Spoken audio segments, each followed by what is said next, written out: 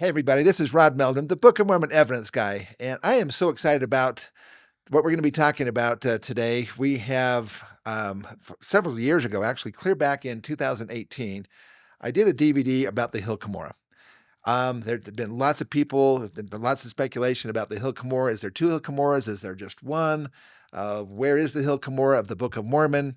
And so I actually did a deep dive information research on the Hill Cumorah. It's called Verifications and Realistic Archaeological Expectations. Before I jump into it, though, I just want to thank everybody here for following our channel and for subscribing to our streaming website. It is really has been a big blessing for us to be able to have a place to put things where you don't have to do all kinds of, go through a lot of comments and negative things and so forth. You can just watch it without any interruptions, without any commercials or any of that kind of thing, and really want to encourage you to go to the streaming website. So with that in mind, the DVD, we've had this for several years. Again, like I said, about 2018 is when this came out. We actually have run out of the DVDs, or pretty close to it. We're just about to run out of the DVDs. And so we are putting this on the streaming website. So those of you who are subscribing members will be able to see the DVD for free. Now, what I would like to do today is actually to go through, just kind of do a little bit of an overview of the DVD, kind of show you what is going to be in the DVD and what's there for you to go and check that out. But also, surrounding me here, I've got all kinds of information here to share with you, a lot of which actually goes even beyond the DVD. The DVD was done after I did a presentation at the Hill Cumorah pageant, and I'll tell you a little bit more about that in just a second. But then we actually recorded it again at our expo back in 2018. So there's been additional information beyond that we're going to be sharing with you. We're going to actually have to probably make this into several different podcasts because there's just so much information. But let's see if we can just kind of jump into it here. I just want to just do quickly an overview of the DVD here. And again, this is called the Hill Cumorah Verifications and Realistic Archaeological Expectations. I can say that twice. Anyway, so where is the Hill Cumorah? Is the hill in New York the Hill Cumorah of the Book of Mormon, or is it not? And this has been really brought up just recently in the last few weeks when Scripture Central, also known as Book of Mormon Central, they released a video in regard to the Hill Cumorah. And in the video, they have, oh my gosh, there's just, it's really kind of disappointing because they clearly know about the research that we've done, and yet they just completely ignore it. They ignore many statements and so forth, saying that nobody ever talked about the Hill Cumorah being the Hill Cumorah in Joseph Smith's day. That's simply not true. We have numerous prophetic witnesses and statements from prophets, and almost every prophet in this dispensation has weighed in on the Hill Cumorah in New York being the Hill Cumorah of the Book of Mormon. The ideas about why it's not the Hill Cumorah. And I dealt with that back in 2018, but we're going to go just a quick overview of that, and then go into some additional deep information that I think you're going to really enjoy. By the time we get done with this, I hope you'll be able to say along with me that the Hill Cumorah in New York is that one pin in the map, the one place that we can all just agree on that this is the place where the Book of Mormon final battles took place, and also where the actual gold plates were recovered from the ground back in 1820 by Joseph Smith. So I love this image of the Hill Cumorah, that we have a visitor center there. It's hard to imagine that the church would put its visitor center on the Hill Cumorah if it wasn't really the Hill Cumorah. Now, this all started because I was actually, I had a visit from Mormon. This is Mormon right here. He's the guy that plays Mormon in the Hill Cumorah pageant, and really a nice gentleman. And I won't mention names or whatever, but he saw me in a bookstore that was in Palmyra, New York, at the time, and that bookstore no longer exists. But he was telling me about how this guy had come to the Hill Cumorah pageant um, the cast members, and had done a presentation basically telling them that the hill that they are standing on during the pageant isn't the actual hill of the Book of Mormon. And I said, well, do you know about this? And do you know about that? Do you know about Oliver Cowdery? Do you know about these other statements and so forth? Do you know what Joseph Smith said? And after telling him about this, he said, man, he says, we really need to come and talk to the pageant cast members, because this guy has a bunch of people on the cast convinced that this isn't the hill Cumorah of the Book of Mormon. And so I said, well, he said, would you be willing to come and talk to us? And I said, well, yeah, I would be willing to come and talk to the cast members. So he arranged for that to happen. And so this is actually called the study shelter. That back when they were doing the Hill Cumorah pageants, they would have the cast members come here for instruction and all kinds of different things. This is when we were there. There's people there, in the study shelter there. But just to kind of start off with, these are reasons why the Hill Cumorah in New York could not be the Hill Cumorah of the Book of Mormon. Now, these are the reasons that have been brought out by both anti-Mormons as well as Mesoamerica theorists. And that is, there's 6 different primary things here. Number one is the hill's too small to permit such a massive battle to take place on it. The hill's too small to view hundreds of thousands of dead people on such a massive battlefield. Number 3, there's millions of human bones have not been found. That's an expectation. These are expectations. Number 4, no steel swords have been found. Number 5, no metal armor like head plates or breastplates have been found. And number 6, the hill itself is a glacial drumlin and not conducive to cave formation. And that's in reference to the room of records, or that was said to have been in the hill. Now, the Mesoamerica theorists have actually, they have identified different places that they think that the Hill Cumorah, I won't say all the different names, but it's kind of funny. I remember a few years ago, I saw there was a video made by some, just kind of making fun. It was actually not a video, it was an article, and it was called 1 Cumorah, 2 Cumorah, 3 Cumorah, 4, how many more? And basically, they were kind of poking fun at this idea of that nobody seems to know where the Hill Cumorah is located. It's kind of a hidden thing. Now, if you take a look at these different hills here that have been proposed by different Mesoamerica proponents, they're not even hills. They're mountains. They literally are mountains. And the Book of Mormon said that it was the Hill Cumorah. They never called it the mountain Cumorah, even though mountains are mentioned in the Book of Mormon.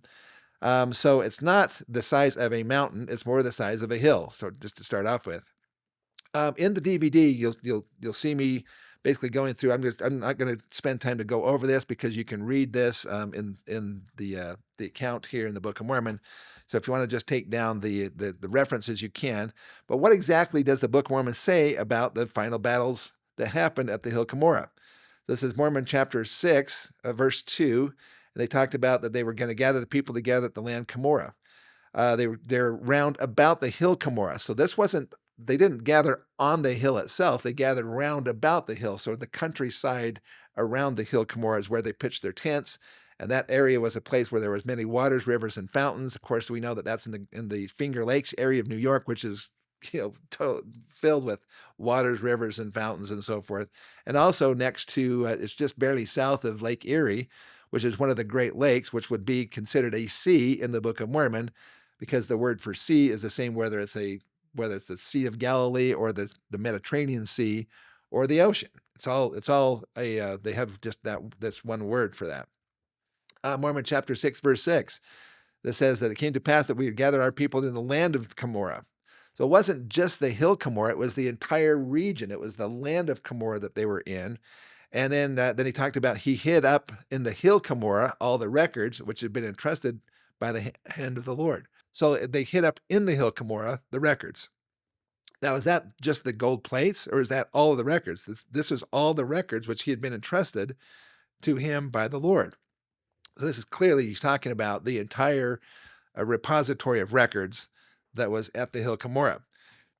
Mormon chapter 6, verse 7, it says that the armies that were coming, the Lamanite armies that were coming towards them, was such a massive group, okay, that it said every soul was filled with terror because of the greatness of their numbers.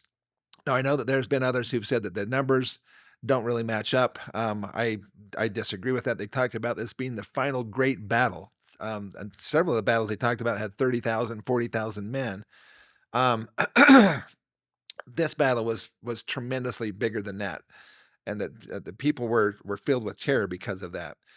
And verse 9, and it came to pass that they did fall upon my people with, get this, this is the weapons that they were using against the Nephites. They had the sword and the bow and the arrow and the axe and all manner of weapons of war, which could be, there's a myriad of other things that could possibly be, but those were the primary ones that were specifically mentioned. And then in Mormon chapter 6, verse 11, it says that they were hewn down, my people, except for 24 of us. We, having survived the death of our people, did behold on the morrow. They came and they returned unto their camps, but from the top of the hill Cumorah, they saw the 10,000 of my people who were hewn down. So he's talking, this is, Moroni basically talking about the being hewn down by his people. And also we beheld the 10,000 of my people who were led by my son Moroni. So this is actually Mormon that was talking there. And behold, the 10,000 of Gidgiddonah had fallen. He also, and also all these different people, each of these different leaders with their 10,000 each. Now, there's been people who said, well, maybe 10,000 wasn't an exact number. I agree with that. I mean, it could have been 9,000 or 9,500 or 10,300 or something like that. But I don't think they're talking about, a few hundred when they say 10,000 each. That's a pretty specific number. And so that if you actually put that together, basically it came to pass that there were 10 more, which did fall by the sword with their 10,000 each. So I think he's telling us that there's all of these different people. It turns out there's actually ended up being 23 different people with 10,000 each. And that was, we don't know if that's just men or if that was the men and the women and children, because everyone basically at this point was was part of the battle. It was a battle of extinction. And so, but we're looking at least 230,000, combatants, and maybe they were men, women, and children were all there. Maybe if it was just men, that would mean that there would be probably twice that many with women, and also the children and teenagers and so forth that would be there. And as part of that, could easily double or even triple that number. And so we're talking about a large group of people here at the final battle at the hill Cumorah. Mormon chapter 6, verse 15 says there were a few that escaped and went to the south countries. And then this is a really important part of this that I'm going to address in the DVD and a little bit later. But he says, their flesh and their bones and their blood lay upon the face of the earth, being left by the hands of those who slew them to molder upon the land and to crumble and return to their mother earth. There was nobody there to bury them.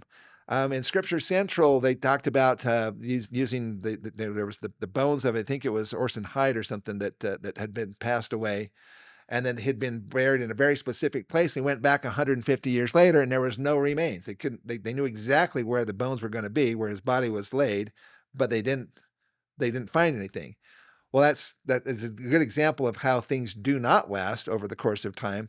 But it's not an example that goes from the Book of Mormon, because they weren't buried. Okay, so we're going to address that in some detail in the DVD. I'm just going to touch on it just tonight here, today, just a little bit. Okay, so this is the Book of Mormon Ether. They talked about the hill Ramah is the same as the hill Cumorah. So what exactly does the Book of Mormon say about the account of the final battle? Well, the Nephites were given time to gather together. They built defensive measures as best as they could. The hill Cumorah of the Jaredites was the hill Cumorah of the Nephites, is the same hill, and the number of men plus women and children, estimates high and low, between a minimum of about 230,000 to maybe as much as 500,000 people, 500,000 or more, which means that the Lamanites had to be coming with an army that was even bigger than that, and probably double or triple that size, because several times in the Book of Mormon they talked about how the Nephites were able to beat the Lamanites with a much smaller army. Number 5, results of the battles. Neither the Jaredites or Nephites were buried. They were left to mold and return to Mother Earth. The Jaredites, they fought down to one guy. So who's going to bury all the dead Jaredites who were laying out there in the field? Well, there's nobody to bury them. They weren't buried. This is such an important part of the understanding that we have of why, what we would expect to find, what's realistic to find. This is the reason why I call this realistic realistic archaeological expectations, because there's a lot of expectations that people have that why would anybody expect to find a lot of bones when they're left out there on the surface? I'm going to tell you more about that in just a second. And then number 6, there's a repository, a room of records was in this hill. People have said, well, it's a glacial drumlin. It's not conducive to cave formation. Even though some of the accounts do mention cave, most of them just said room. It turns out that it's not a cave. It's not a natural cave. It was excavated out and then actually was made into a room. And I'll show you more about that in just a couple of minutes. So one of the first things that we need to go into is what have prophets and apostles and other church leaders had to say about the hill Cumorah in New York? Probably one of the, well, without a doubt, the most powerful statement. And it's interesting how Scripture Central just dismisses Oliver Cowdery's account almost out of hand.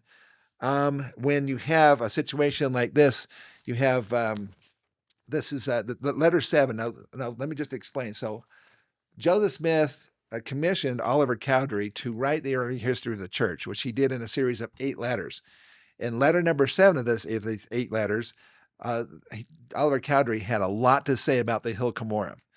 And then people say, well, but Oliver Cowdery became an apostate. Well, he wasn't an apostate when he was writing these letters. And in fact, Joseph Smith took these letters from Oliver Cowdery, had them printed in every publication that he had available to him. It was in the Evening and Morning Star and the Times and Seasons. He had scribes actually write these letters into his own journals and so forth. He was so involved with it. Just to give you an idea of how how Joseph Smith, how much he was involved with this. This is actually some excerpts from the Joseph Fielding Smith's book called Doctrines of Salvation. Okay, and this is written by along with Bruce R. McConkie. This is volume 3, 232 to 243 is the page number, and it's asking, where is the hill Cumorah? And I should probably just share with you just really quickly about this. He says, speculation about Book of Mormon geography within recent years, there have arisen among certain students of the Book of Mormon a theory to the effect that within the period covered by the Book of Mormon, the Nephites and Lamanites were confined almost entirely within the borders of the territory comprising Central America and the southern portion of Mexico, the Isthmus of Tehuantepec probably being the narrow neck of land spoken of in the Book of Mormon, rather than the Isthmus of Panama. This theory is founded upon the assumption that it was impossible for the colony of Lehi's to multiply and fill the hemisphere within the limits of 1,000 years. Then he goes into and talks about how Earth populated rapidly, goes into that kind of thing. But he says this, as far as the locale of Cumorah, Rama, and Ripliancum.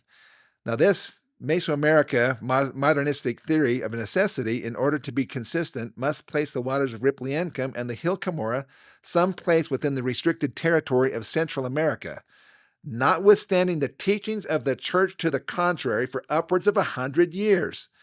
Because of this theory, some members of the church have become confused and greatly disturbed in their faith in the Book of Mormon.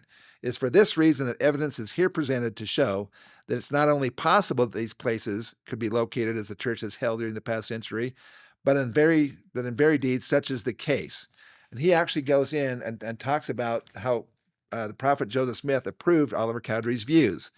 He says the quibbler might say that this statement from Oliver Cowdery, because he gives a whole bunch of statements about Oliver Cowdery and in this letter 7. He says, but Oliver Cowdery is merely expressing his opinion and not the expression of the prophet Joseph Smith. But it should be remembered, and remember, this is Joseph Fielding Smith saying this, and he was the historian of the church, and he actually lived most of the history of the church himself, so he knows this history. He said that these letters in which these statements are made was written at the prophet's request and under his personal supervision. This is so important that he italicized those words, personal supervision. Surely, under these circumstances, he would not have permitted an error of this kind to creep into the record without correction. At the commencement of these historical letters, it is found the following. So this is actually written in the letter 7 book. Okay, this is actually in the beginning of this, written by Oliver Cowdery. So this is Oliver Cowdery's statement.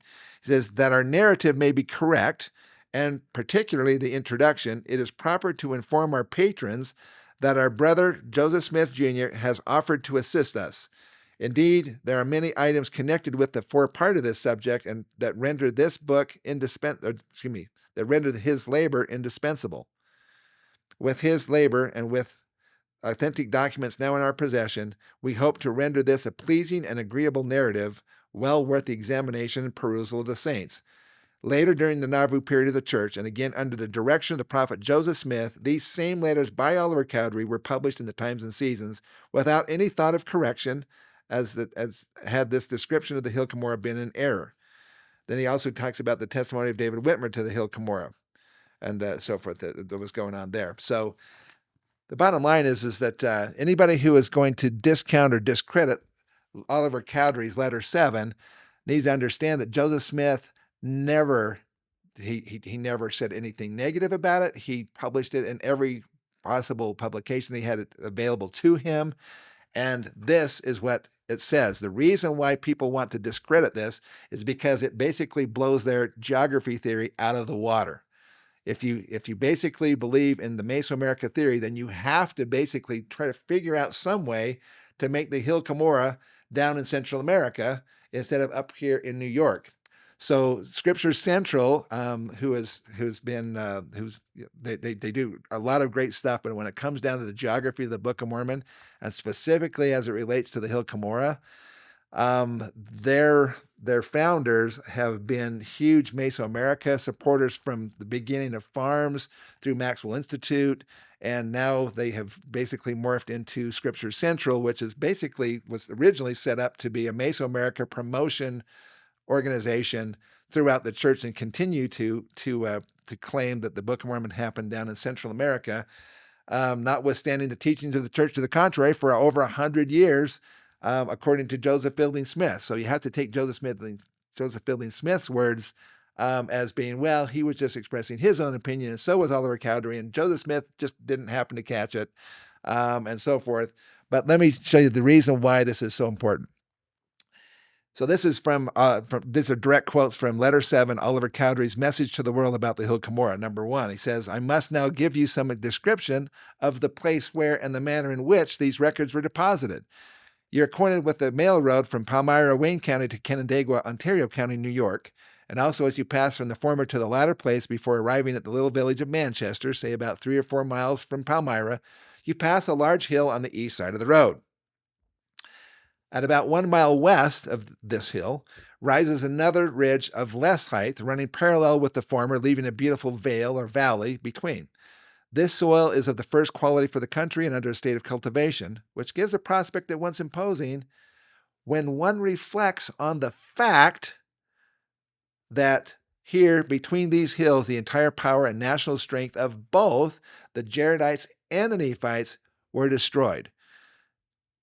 Now, Oliver Cowdery called it a fact. I doubt that he would have called it a fact and had Joseph Smith agree to continue to put that as a fact in the Times and Seasons, in the Evening Morning Star, in his own journal and so forth, if it wasn't a fact. So I think we have to put a lot of weight upon this particular Oliver Cowdery's words here, because Joseph Smith over and over again reiterated the fact that this was the case, that this was the history. He says, by turning to the 529th and 530th pages of the Book of Mormon, you have to understand that they didn't have chapters and verses in the 1830 original version that they're describing here. So this is talking about the first edition of the Book of Mormon. He says, you will read Mormon's account of the last great struggle of his people as they were encamped around about this hill Cumorah. In this valley that he's just described is in New York, and it's given great detail about it. You know, there's no way you can not understand where this hill is. He says, fell the remaining strength and pride of a once powerful people, the Nephites, once so highly favored of the Lord, but at that time in darkness, doomed to suffer extermination by the hand of their barbarous and uncivilized brethren. From the top of this hill, the hill in New York, Mormon, with a few others, after the battle, gazed with horror upon the mangled remains of those who the day before were filled with anxiety, hope, or doubt. This hill by the Jaredites was called Ramah, By it or around it pitched the famous army of Coriantumr their tent. The opposing army were to the west and in this same valley and nearby. In this same spot, in full view from the top of this same hill, one may gaze with astonishment upon the ground, which was twice covered with the dead and dying of our fellow men. Unquote. I don't know how you can get any more clear. Why Scripture Central would actually delete or even ignore these statements from the prophet Joseph Smith and through Oliver Cowdery in his letters is beyond me. But the only reason I can think of is because they still are trying to promote the Central America theory, which basically means that the Book of Mormon hill Cumorah has to be in Central America, and the hill up in New York is just a symbolic hill where, Moroni wandered over years and eventually brought the gold plates up there and deposited them in the hill so that Joseph Smith could get them.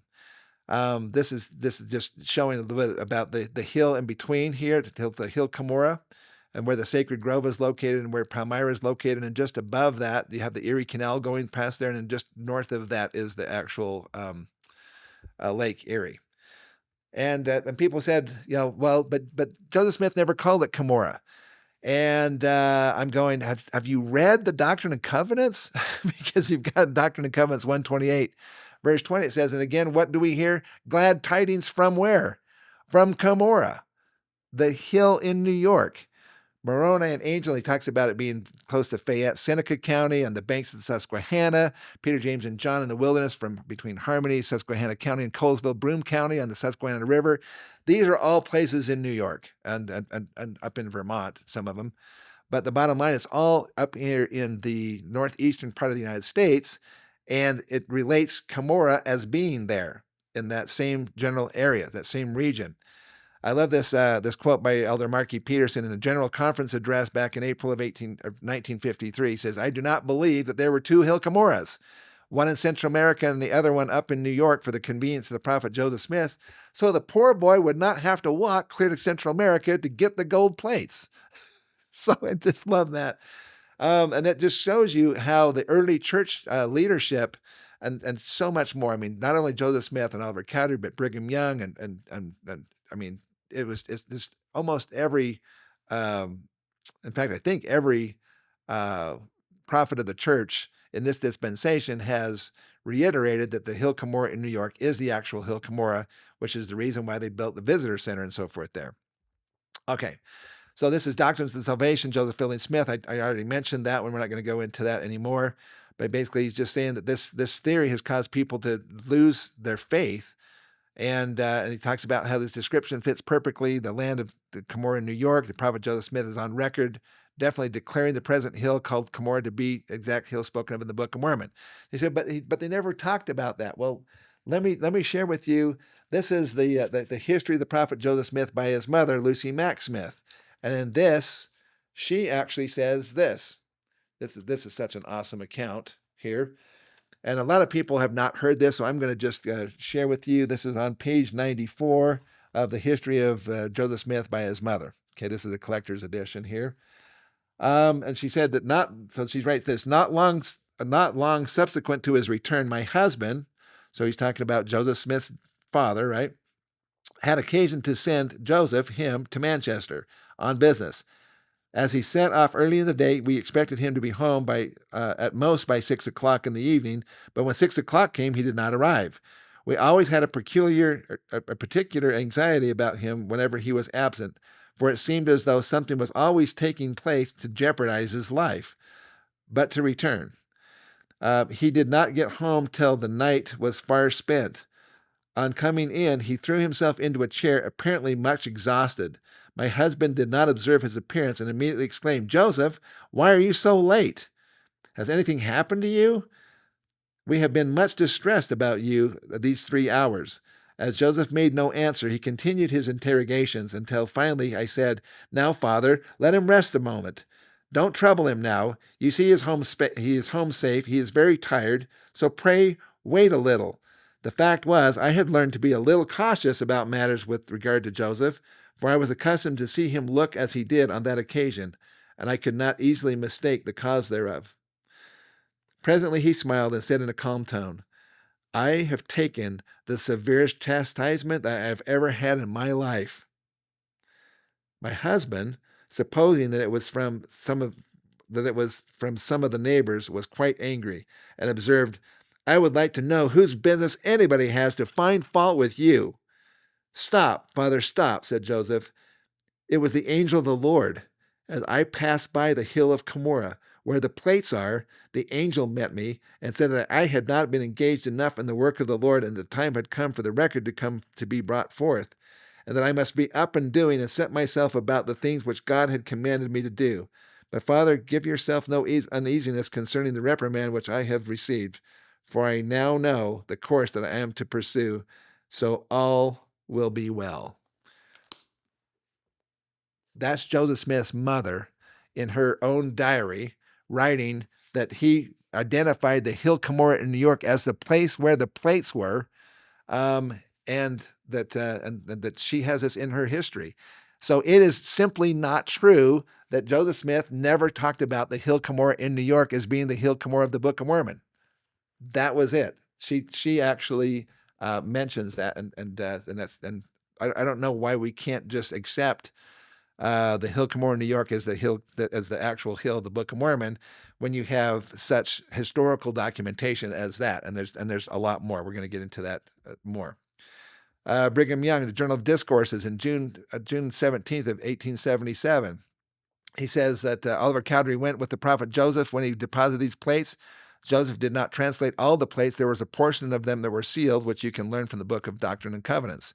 When Joseph got the plates, the angel instructed him to carry them back to the hill Cumorah, which he did. Oliver says that when Joseph and Oliver were there, the hill opened, they walked into a cave in which there was a large and spacious room.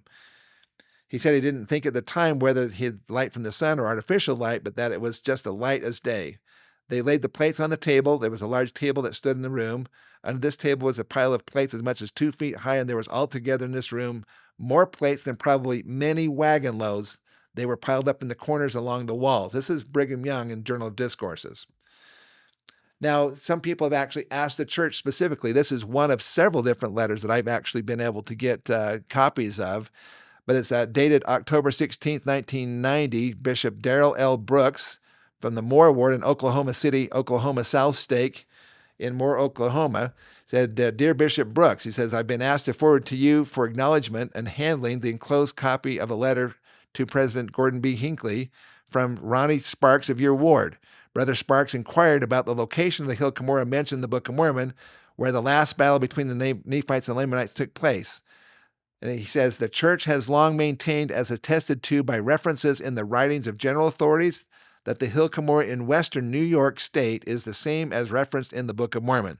The brethren appreciate your assistance in responding to this inquiry and ask that you convey to Brother Sparks their commendation for his gospel study." That's from F. Michael Watson, Secretary to the First Presidency. And there's others like this that have been sent out as well. So maybe one of the problems is that we have unrealistic expectations as far as what we expect.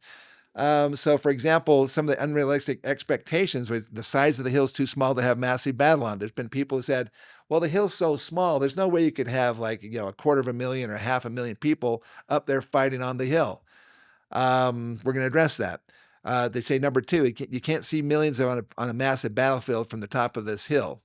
Well, we'll address that. They said there's no steel swords that have been found, and so that must mean that there's this isn't the hill, or there was no battles. There's no metal armor's been found, and there's no bones. These are the unrealistic expectations. So let's address this. The hill's too small to permit such a battle. This is the area from a drone of the hill. You can see the hill is on the middle right-hand side. You can see the visitor center in white there. So you have this huge valley out here, and there's a lot of room for doing battles. Again, the battles did not happen on the hill itself. It says the hill is too small to view hundreds of thousands of dead from such a massive battlefield. Well, it's interesting. Now, the Hill Cumorah is too small. What I have in this book, which is unfortunately, we went through, I think, we had like 10 or 12 printings of this book, and it's called Exploring the Book of Mormon in America's Heartland. I want to do an update on this book So that's the reason why it ran out. We actually ran out of these books about 2 years ago. I really probably should have just reprinted some more, but there's so much new information I want to put in here, and I just need to get an opportunity to actually do that. But in this book, it talks about the hill Cumorah. It talks about the Joseph Fielding Smith's quotes and things like that. Then talks about Lucy Mack Smith's quote about that I just read, and it has how many Cumorahs are there? Were there two Cumorahs? And also, is the hill Cumorah too small? And in that, just go into the Battle of Gettysburg, and you'll have to listen to the rest of the DVD to hear the rest of that. But this is a view from the hill Cumorah itself, and you can see out in the distance, you can almost see to Rochester, New York, which is about 50 miles or so away. It's about 40 miles away, I think it is. And you can clearly see that 40 miles is quite a distance to be able to see. And you can see definitely a massive battlefield out there. This has an information about Hill Cumorah questions and so forth that was just a phenomenal additional research. And then you have some quotes, additional quotes here from Joseph Fielding Smith. Anyway, so moving along, this is another view going directly to the west. There's a hill on the other side of this valley, and it does create this beautiful valley in between the two hills. There are valleys between all of the Finger Lakes areas, but this is basically one of them here. This is looking almost due west here, but you could clearly have a massive battle in this valley. This is looking a little bit more to the north and to the west, so a little bit northwest there. If you go straight north, you can't quite see the Lake Erie, but it's not very far from there. It's just a few minutes drive, and you're actually to the lakes there.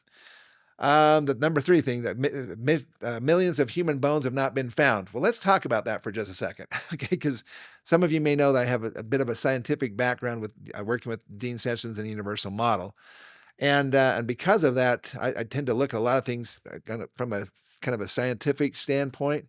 But this is about a 1,500-pound or 1,700-pound bull bison or buffalo. And we know that there were a lot of them on the plains. There are between 30 and 60 million of them on the plains back in the early 1800s. And we know that they were exterminated basically almost to complete, to a complete extermination. But they almost went completely extinct. There's only about 1,100 animals left out of the 60 million buffalo that they had been estimated were once upon the plains. They had people come out and with just for sport, just shoot them. They made buffalo tongue a delicacy, and so anyway, they would come out there and they would shoot these things, and people said, well, there was hundreds of thousands of men who died at Cumorah. Where's all their body parts? Where's all their bones? Where's their skulls? Where's all their rib cages and so forth? They're all there. Well, these animals were actually left to lay, just like the Book of Mormon talked about the bodies of the Nephites and the Jaredites. They were left to just lay and to molder and to return to Mother Earth. So where is all their bones? Where's all their bodies? And these were just in the 1800s, literally within just years of when they were killed. Now, I've done some additional information. This is actually a buffalo site where a buffalo died in Yellowstone National Park. And you can kind of see how within about a year and a half or so, the bones just look like this. So within a year, the animal remains basically was all just bones. There was wolves and other animals and flies and maggots and chemical degradation and breakdown, freezing and thawing cycles and weathering happening, wind erosion, and all kinds of things happening on the remains of this massive buffalo. This is what's left of a buffalo after about a year and a half or so, and this is what's left of a buffalo after about 2 years. Basically, the bones have been pretty much scavenged away by other animals. Their bones are a lot heavier than human bones, obviously, because they're a much bigger animal. So if something is going to be left out on the surface of the ground, why would we even expect to find evidence for those bones? And we know the Book of Mormon, that's what happened. What about steel swords? We're going to go into all that. So this is actually a 17th century sword. This is actually a Spaniard sword. It's in a museum, and look at it's almost decayed to the point where all you can see is just portions of the sword. In fact, there's just a little piece of the handle on the left-hand side, and the sword itself is to the right, and most of the sword itself is gone. Well, where did it go? It just disappeared? And this is in the 17th century. These swords of the Book of Mormon would have been, 1,000 years older than that. And so that it's kind of ridiculous to think that a metal sword is going to, not rust away over, about, 350 to 400 AD to until today, when these were, these are Spaniard swords. Look at this sword right here is its blade is actually in fairly decent shape, the one on the left, but that was actually left out. The other one has been in museums and held and so forth, so it's actually in a lot better shape because it doesn't get weathered. So you can kind of see the difference when something's left out in the open.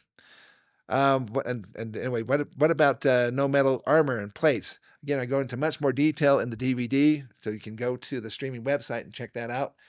But just as a quick answer for you right now, let's just assume for a second that we have, this Lamanite army is coming with at least a double amount of people. So they have, that's twice as many men as the Nephites have in this final battle.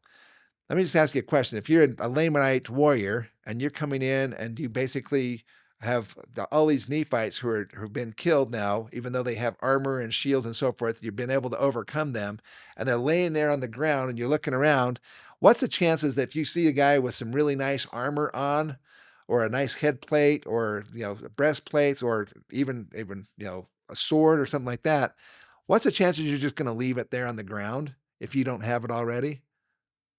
It's called spoils of war, folks. Basically, when you find somebody that's about your size, you say, this looks like this would probably fit me, and they would put that on and take it with them. And they had twice as many or more, maybe 3 or 4 times as many people as there were Nephites.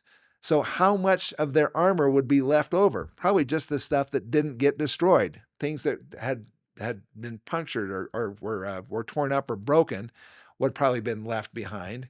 But that leaves very, very few in comparison to the number of people who were killed there. So the idea of even thinking about that there would be leftover, all this armor from the Nephites and so forth doesn't make any sense. They had shields and so forth, right? We know that they were then, they would have stripped those bodies off, taken probably even their shoes and other things that they would have had, sandals and things that they might have had, and taken them with them as spoils of war. We know that ultimately Moroni found his father Mormon had even been killed, and so that's the opinion about that. Now, when it comes down to head plates and breastplates and so forth, first off, are there any? What's interesting is there's never been found in the time frames of the Book of Mormon in Mesoamerica any metallurgy of any kind. They don't have head plates, they don't have breastplates. There haven't been anything from with gold and silver and so forth. They weren't doing that in Mesoamerica until long after, probably around 900 to 1100 AD is when the very first metal objects in Central America or Mesoamerica begin to show up in the archaeological record. But here, the Hopo Mound Builder people, which is exactly in the time frames of the Book of Mormon, they have head plates, they have breastplates, they're in the museums. You can see them. Well, you used to be able to see them. Now the museums are all removing all the artifacts because of the NAGPRA Act, the North American Graves Protection Repatriation Act.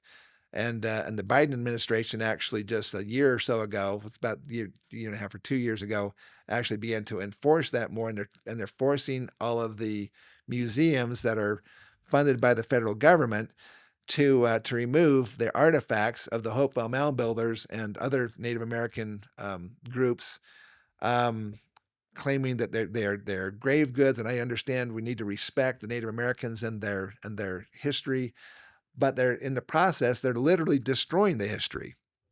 And it's just sad to see that you can, nobody's going to be able to go into these museums and see anything about how advanced this ancient civilization was. It's literally like their history is being stolen from them again.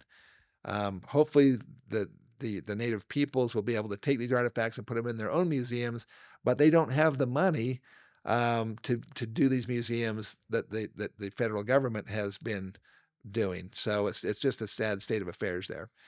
Also, the glacial drumlin not conclusive to cave formation. This is some early pictures of the hill Cumorah.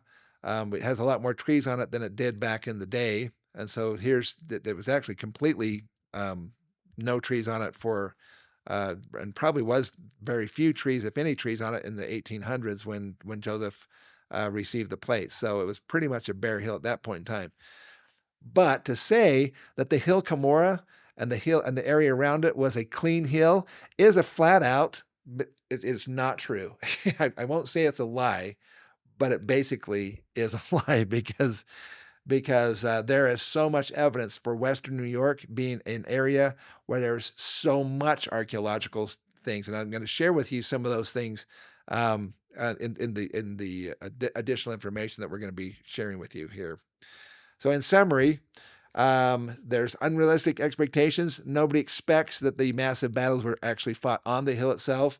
We wouldn't expect to find millions of dead bodies after a massive battlefield. I mean, if a buffalo decomposes within 4 or 5 years, how much less would there be remains of humans after just a few years? So it's actually an unrealistic expectation to think that you would find bodies there. It's unrealistic to think that you would find steel swords, because if they were steel swords, they wouldn't be steel any longer. They would be rust in the dirt.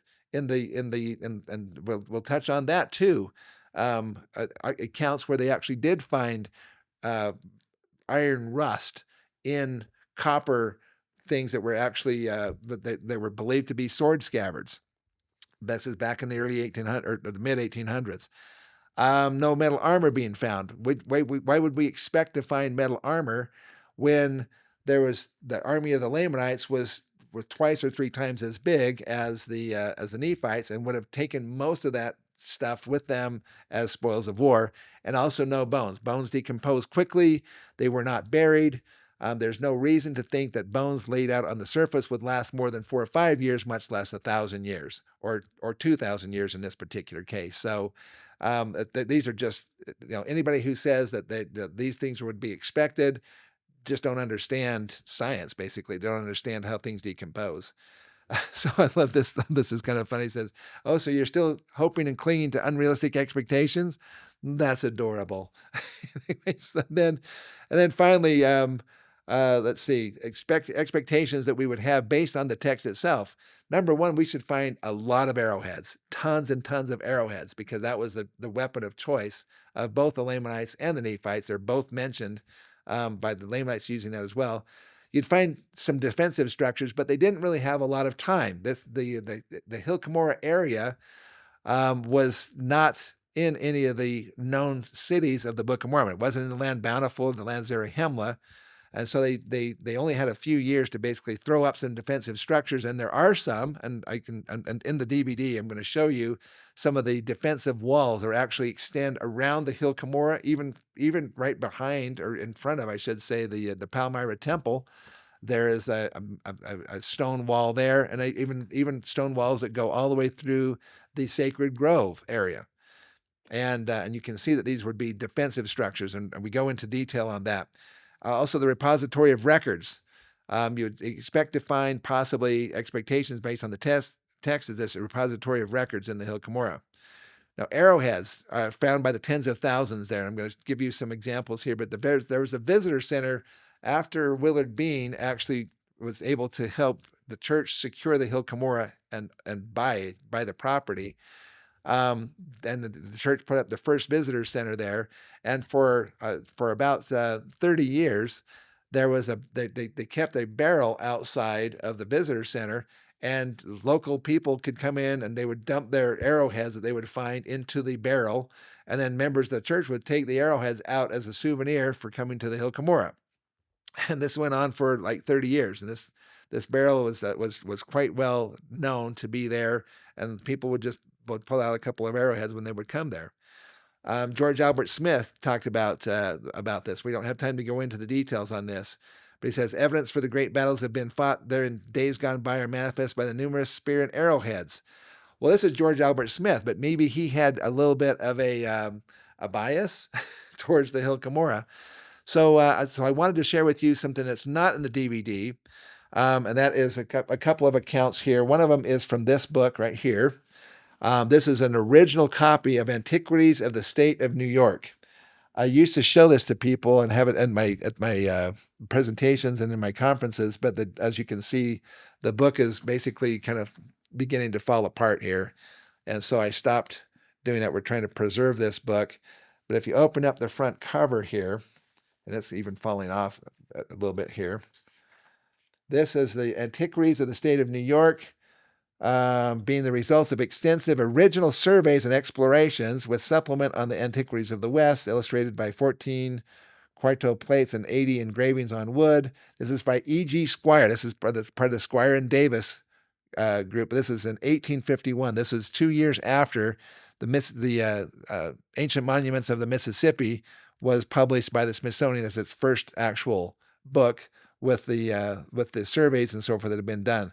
So this is E.G. Squire in 1851. This is just a few years after Joseph Smith's death, about 6 or 7 years after Joseph Smith had been murdered, or actually assassinated because he was running for office. But you can take a look at this palisaded enclosure. So I actually had a friend of mine who had the technology to be able to have a special machine that they can actually open up each page, and it just opens it up just a little bit, like this. And it has a mirror that goes up inside of it and takes a picture of the inside of the book. And we actually made reprints directly from this original copy. And in this, there are some fascinating things that talk about this. And I actually put this in my this book here, which is the Exploring the Book of Mormon, America's Heartland. A lot of people have this book, so hopefully you can reference this if you already have it. But it talks about ancient mass burials in New York. And in this, it talks about this E.G. Squire's book and the Ancient Monuments of the Mississippi Valley, and then how this Antiquities of the State of New York book came out, and it has these massive burials and so forth that's talked about here. I just want to just share with you just a couple of these. Now, this is all in Western New York. Okay, so this is important to understand that this is not talking about the main heartland area where the Book of Mormon took place in Zarahemla in Illinois and Iowa and down into Missouri and so forth in Tennessee. But listen to this. This is just some fascinating stuff.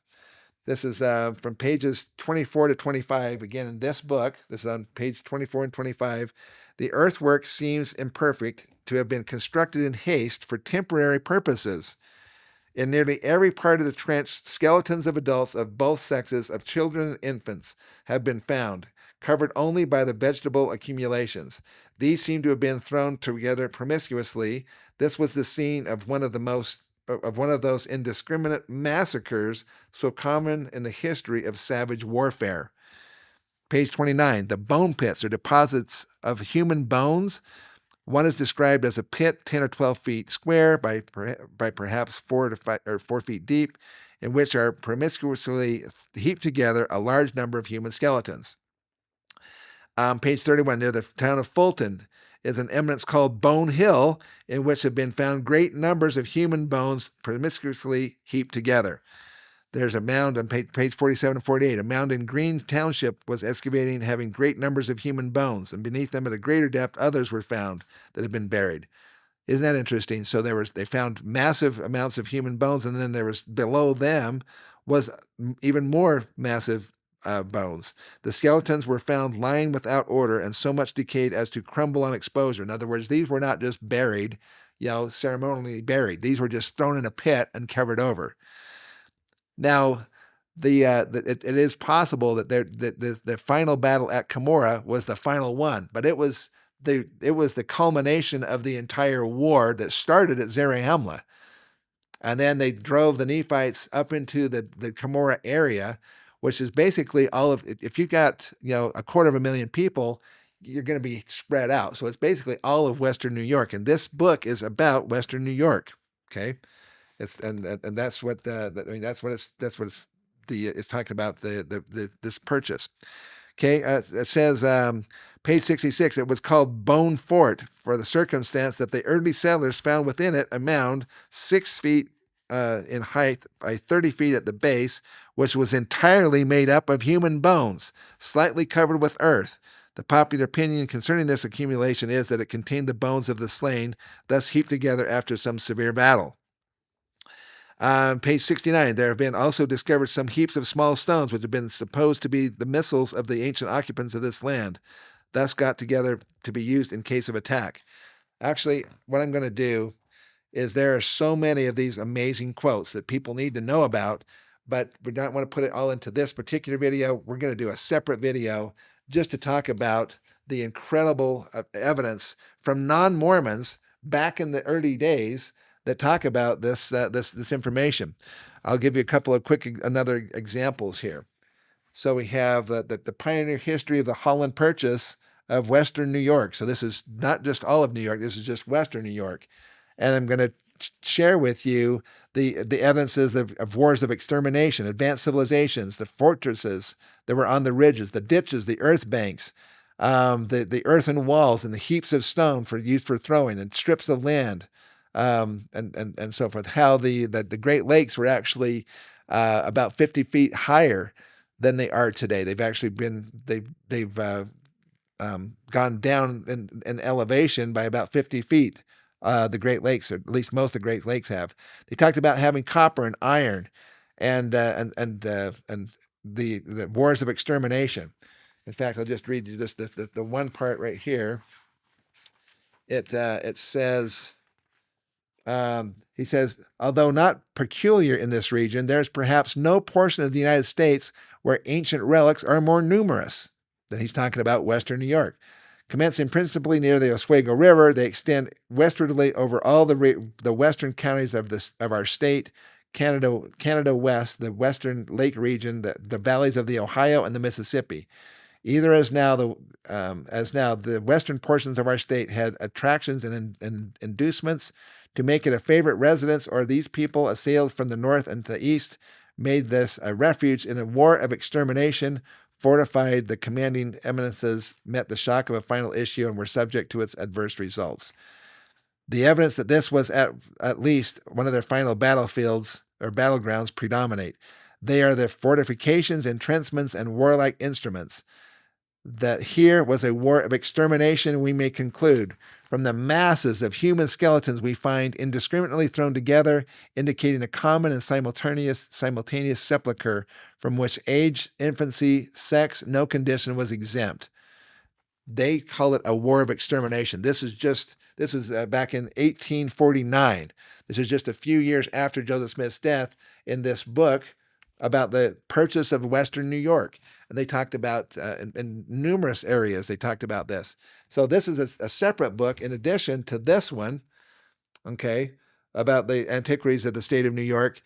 Basically, New York has tons and tons and tons of artifacts and information, or information about the artifacts. In fact, it was said that and I'll read this in one of the bonus material videos, that you can hardly even walk on the ground in Western New York without stepping on arrowheads and stepping on, artifacts from ancient times.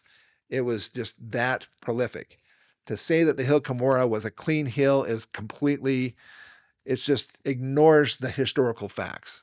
And these are not members of the church that were saying this, as George Albert Smith was saying. He was just saying the same thing that has been said by these other books of their time.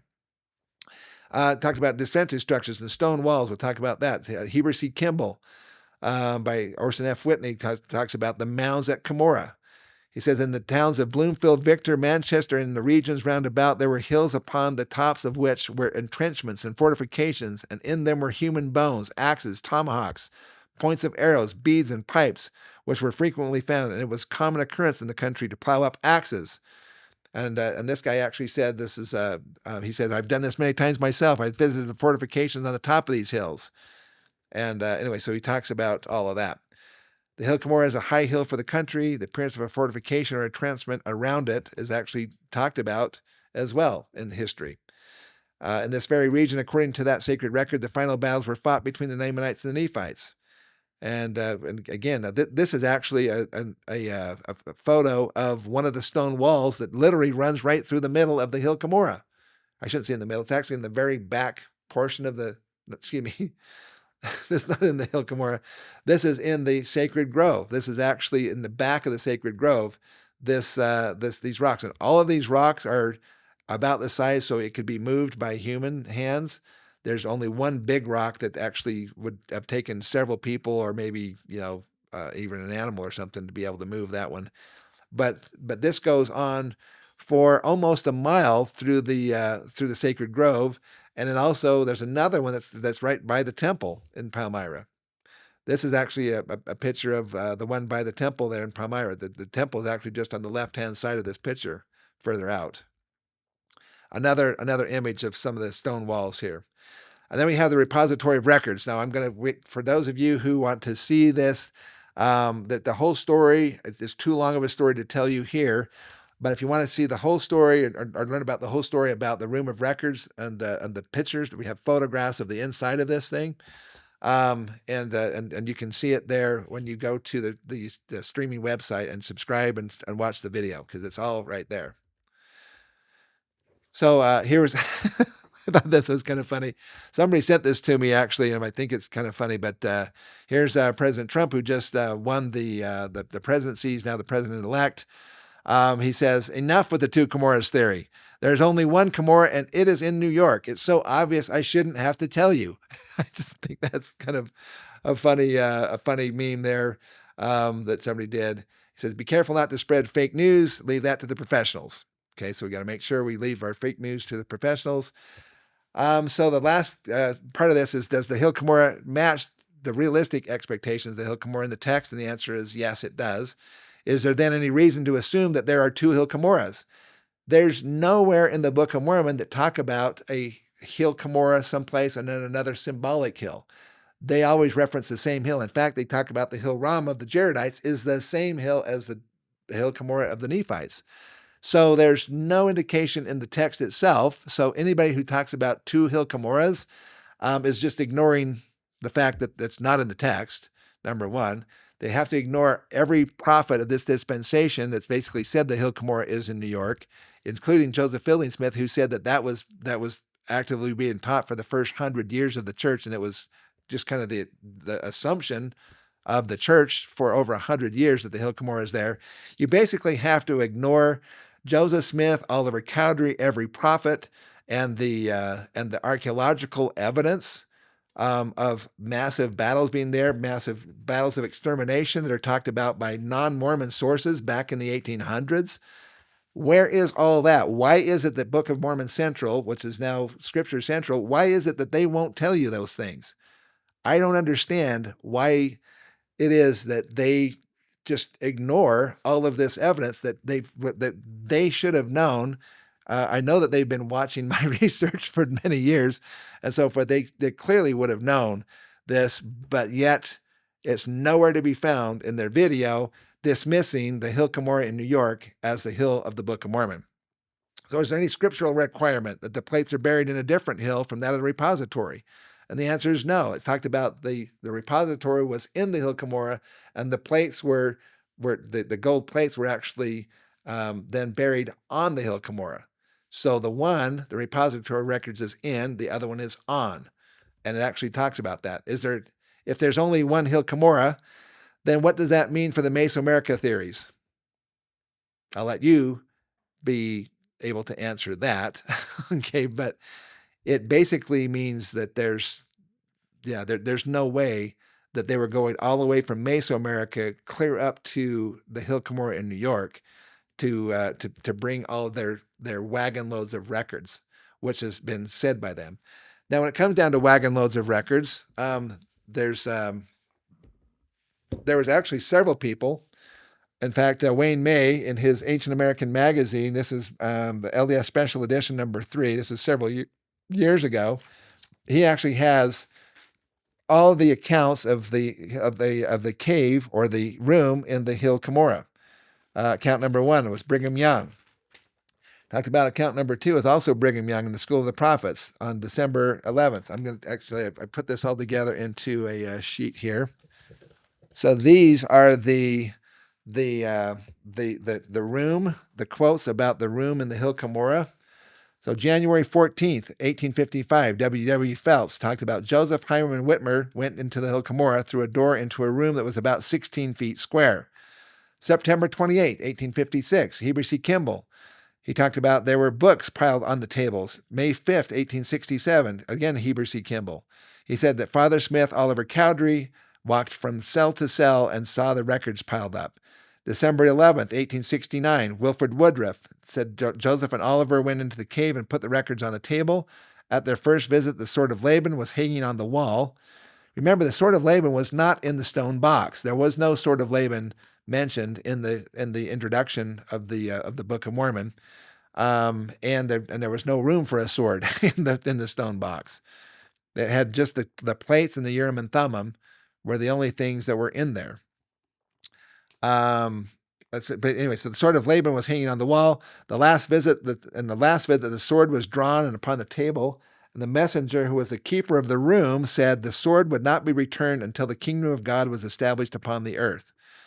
January 15th, 1873, Brigham Young said that Oliver Cowdery, though he was now an apostate, would not deny that he had seen the cave. Oliver and Joseph made 3 trips to the cave. The cave was 15 feet high, with treasure around the walls. In the center of the room was a large stone table.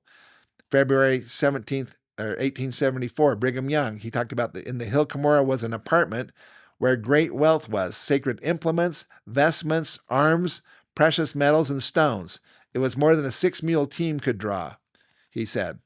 June 17th, 1877, Brigham Young again. He said Joseph was instructed by the angel to carry the plates back to the hill. The hill opened and they walked into the cave. It was light as day. Under the table in the middle of the room was a 2-foot stack of plates. Don Carlos Smith, Samuel Smith, and Hiram all had opportunities to see these things. In 1877, David Whitmer said that Oliver, Joseph, and David had seen the room, and on the table in the room was the breastplate and the sword of Laban. On August 16th of 1878, David Whitmer had this question: where is the cave? Answer: in the state of New York. Question: in the hill of Cumorah. Answer: no, but not far away from that place.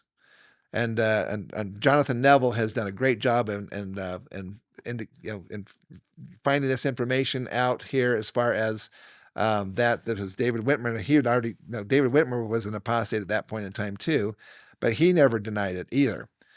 September 1882, Orson Pratt said the cave is the grand repository of all the numerous records of the entire Western continent until they were transferred to the sacred temple of Zion. They are the record and prophecies of Joseph, who was sold into Egypt, the great prophet Neum, Zenos, and Zenoch. I want to thank my friend Kay Godfrey for actually putting together this little part about the cave quotes, and also Wayne May for these other accounts. Again, he has the account number 3, account of W. Phelps. Account number 4, Elizabeth Kane's account of what she was told by Brigham and others about what happened in the cave. Account number 5. If you want to get this information, you have to get this is Wayne May's LDS Special Edition number 3. If you can get that, I'm not sure if you can even get this anymore, but it's just awesome stuff. Maybe we'll do a deep dive on this, and actually I'll share with you all of these quotes from Orson Pratt, Heber C. Kimball, David Whitmer, and so forth. So there's the about the room of records and the cave there.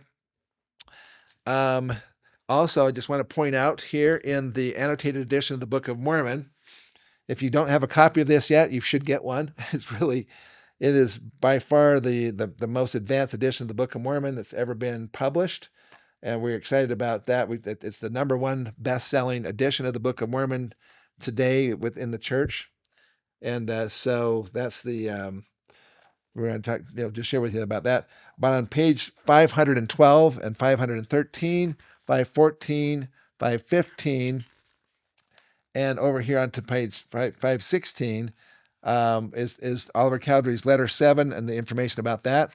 Then on page 517 is about the prophets and apostles that speak on the hill Cumorah in America. So we have and all these different people from Joseph Fielding Smith here to Mark E. Peterson to James E. Talmage to George Albert Smith to Orson Pratt to Ezra Taft Benson and so forth. So anyway, these are just some of the people who testified of the Hill Cumorah in New York being that. And again, I am not really sure why it is that Scripture Central refuses to let anyone know of all of these accounts of the Hill Cumorah. It's just like I said, it's just so disappointing that they have to go to such lengths to hide information that is right there historically available in order to promote the Mesoamerica theory. So that's just I'm being a little harsh here, but it's there's no way that they don't know this. At first, I thought, well, maybe they just don't know. Clearly, they know. Why they're not giving this information to the membership of the church is beyond me. Anyway, so that's letter number 7. It talks about all of that. So if you want to read letter 7 there, or you can get Jonathan Neville's book called Letter 7, which is right here. And we have those available in our bookstore if you'd like to get a copy of it right there. You can actually even go online. I think there's several places that have Letter 7 now online that you can see on Jonathan's websites as well. Now, before we close this for now, I just wanted to share with you, I mean, there's other things. I mean, if you want to know what Joseph Smith said or didn't say about this, you can go to the Joseph Smith papers. This is volume 1, this is volume 2, and so forth. The Joseph Smith papers are probably the best source of historical information you can get today. But there's also older histories. Like you have, this is the history of the church that was published. This one is an old one here that goes, it's from 1949. History of the Prophet Joseph Smith by the prophet by himself. This is volume 4, an introduction and notes by B.H. Roberts and published by the church. So that's the history of the church there. And again, this has a lot of this information in it. Readings in LDS Church History by Barrett and Burton. This is a book that was published in 1953, and it has some just fantastic information about the Hill Cumorah and so forth. Unfortunately, because of the Mesoamerica promotion people, they actually were able to get the new Saints historical, the history of the church called the Saints that the church just put out. That does not even have the word Cumorah in it. They deliberately deleted the word Cumorah out of the Saints book because of the Mesoamerican theories. And when Jonathan Neville actually contacted the church history department and said, why are you changing the history of the church? They said, well, there's some people who don't believe that that's the real Cumorah. And our feeling is it doesn't matter what somebody believes. Your job is to tell the history, and you're not telling the history properly. You're completely leaving this out and letting this false idea that Joseph Smith never called that Cumorah. That is just not true. I don't know any other way to say it. You have multiple historical documentation that not only did Joseph Smith use that, but other people used that, and they knew that was the Hill Cumorah. So that's that. We're going to do more deep dives on this information. But bottom line, folks, this is the place. This is where the final battles happened. When I was there with the Hill Cumorah pageant cast members, I wanted to leave them this testimony that is the hill. When they were actually performing the history of the Book of Mormon and depicting the history of the Book of Mormon on that hill, that they're actually on the actual hill that was being where Mormon and Moroni watched the final battles of their people. That valley is the valley where those battles took place. I don't know why it is that we can't seem to agree to what Joseph Smith and Oliver Cowdery and almost every prophet in this dispensation has said about this hill. But the only reason I can come up with is that there is a deliberate attempt to try to change the Hill Cumorah to someplace other than in New York, just for the convenience of promoting a particular geography theory that is now dying. And more and more people are becoming convinced that Mesoamerica is not the place of the Book of Mormon. It's now I would think that there are more people in the English-speaking membership of the church that believe the Book of Mormon happened here in North America, in the heartland, and that the Adena people and the Hopewell people were the actual Nephites and Jaredites, respectively, and that this whole history played out here on the promised land of America, the place where the New Jerusalem will be built, and was prophesied by the ancient prophets that the New Jerusalem would be built on their lands. That was in Ether, and also Moroni verified that as well. And it's also where the Garden of Eden was originally, was the heartland of America. It's where the New Jerusalem will be in the last days. So this is a covenant land. It's a covenant place, and this idea that the Hill Cumorah in New York is not the Hill Cumorah needs to be laid to rest once and for all. We are happy to hear about other ideas and so forth as far as geography, but this is the one thing, like Jonathan Neville and I have said for several years now. This is the one pin in the map that we should be able to all agree with and stand behind and get behind, because this is what Joseph Smith and Oliver Cowdery and all these prophets have said over and over again, that this is the hill. So I hope that this has been helpful. We're going to be releasing more deep dives, and I got just a little bit of a teaser here. So we've got some amazing experiences from people who actually lived in Palmyra, and more recently, is still, in fact, still alive. We're hoping to get a couple of interviews with these people, but they talk about the number of artifacts that were found there, and other information. So we have Kathy Burris. We're going to be talking to several other people here, Andrew Smith and Doug Nordgren. And anyway, so we're going to be sharing these things. You want to stay tuned. Get on our streaming website. Don't forget to subscribe to our YouTube channel now. If you're liking this information, the written information you're getting right now, and this Hill Cumorah information, I think you're going to really enjoy seeing it without commercials and be able to not have all the negative comments that you get on a YouTube channel.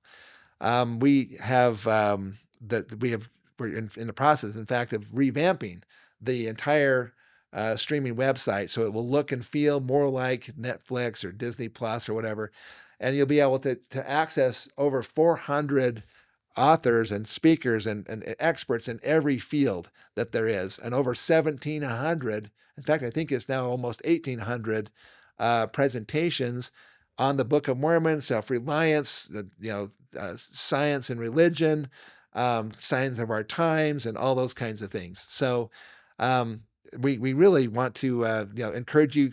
We're not asking for donations. You're going to get something of real value, something for about $7 a month that basically you can use, that will have more impact on your education of the scriptures and so forth, and being able to live the gospel and be able to get information about the Book of Mormon than really any other. I don't know of any other website that has 1,700 one-hour presentations on the facts and the validity of the Book of Mormon. If you want to do a deep dive on the Book of Mormon, that's your place. So we want to encourage you to go ahead and subscribe to the YouTube channel. But if you'd like to help us to continue to do this research and get this information out to the world, because folks, the Book of Mormon is the tool that God gave us to move the gospel forward. It is the most powerful tool. Most of us that are members of the Church of Jesus Christ of Latter-day Saints have had special witnesses because of the promise in the Book of Mormon. We know the book is true. Its history is real. And that is what we are about at Book of Mormon Evidence here, is showing forth the physical evidence that the history is real, and thus the doctrines that are included in the book are real doctrines that come all the way back from before the time of Christ.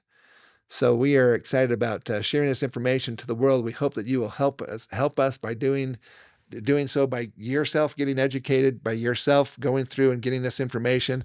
We've done all we can to make it available and put it out as inexpensively as possible. By the way, your subscription, the money helps to support those who are doing the research and the information without having to directly ask for donations. So you're actually getting something for your money rather than just giving the money to somebody.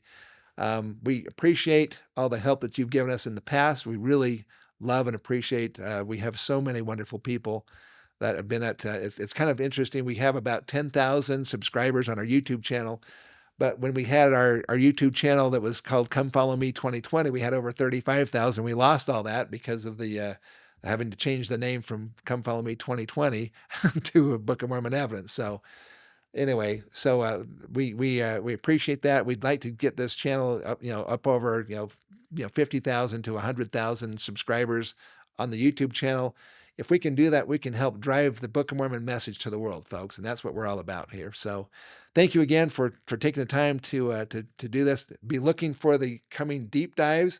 We're going to be going into the New Holland purchase of the Western New York, and also the antiquities of the state of New York, and these amazing firsthand experiences about in Palmyra with the artifacts and the things that were there, and the actual cave there. We're going to do a deep dive on the accounts that are talking about those who actually went into the cave and what they saw, what was found there. There's just so much about the Hill Cumorah. I hope that those of you who have watched the Scripture Central one can